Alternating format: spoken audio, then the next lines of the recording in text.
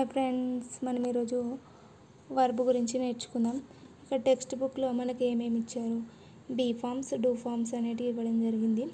Be forms అంటే is, am, are, was, were, ఇవి position తెలుపుతాయి. డూ ఫార్మ్స్ అంటే డూ, డస్, డిడ్, ఇవి యాక్షన్ తెలపడం అనేది జరుగుతుంది.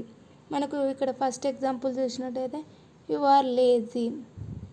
యు ఆర్ లేజీ, ఆర్ అనేది ఏమిటి, ఇక్కడ వర్బ్, కానీ ఇక్కడ లేజీ ఉంది కాబట్టి అది మెయిన్ వర్బ్ అవుతుంది. ఎందుకంటే మనకు వర్బ్ పక్కకు V1, V2, V3 ఏది లేకపోతే మనకు ఉన్న వర్బే మెయిన్ వర్బ్గా అవుతుంది. ఇక్కడ రాజేష్ ఈజ్ ఏ బాయ్, ఇది కూడా మనకు ఈజ్ అనేది మెయిన్ వర్బ్ అవుతుంది. ఇక్కడ మరికొన్ని ఎగ్జాంపుల్స్ చూసినట్టయితే she does something useful every day.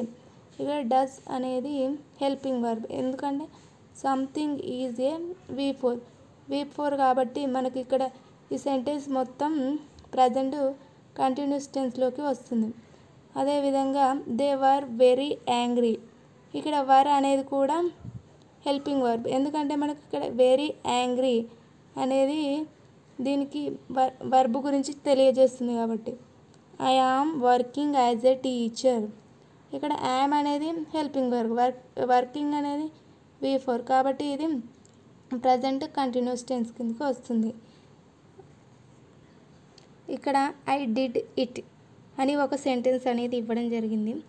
I did it తర్వాత V1 వస్తే అది మనకు సింపుల్ పాస్ట్లోకి వెళ్ళేది, కానీ ఇక్కడ ఐ డిడ్ ఇట్ వచ్చింది కాబట్టి ఇక్కడ డిడ్ అనేదే మెయిన్ వర్బ్గా పరిగణించడం అనేది జరుగుతుంది. ఇక్కడ మనకు బీ ఫార్మ్స్ అనేటి యామ్, ఈజ్, ఆర్ అనేటివి ఉన్నాయి. వీటి తర్వాత మనకు డైరెక్ట్ మనం ఏమనుకుంటామంటే వీటిని ప్రజెంట్ కంటిన్యూస్ టెన్స్ అనుకుంటాం. ఇవి ప్రజెంట్ కంటిన్యూస్ టెన్స్ రావు, ఎందుకంటే వాటి పక్కకు మనము V4 అనేది ఉంటేనే అది ప్రజెంట్ కంటిన్యూస్ టెన్స్ కిందకి వస్తుంది. వాటి పక్కకు V4 అనేది లేకపోతే అది ప్రజెంట్ కంటిన్యూస్ టెన్స్ కిందకి రాదు, అది సింపుల్ ప్రజెంట్ కిందకి మాత్రమే వస్తుంది.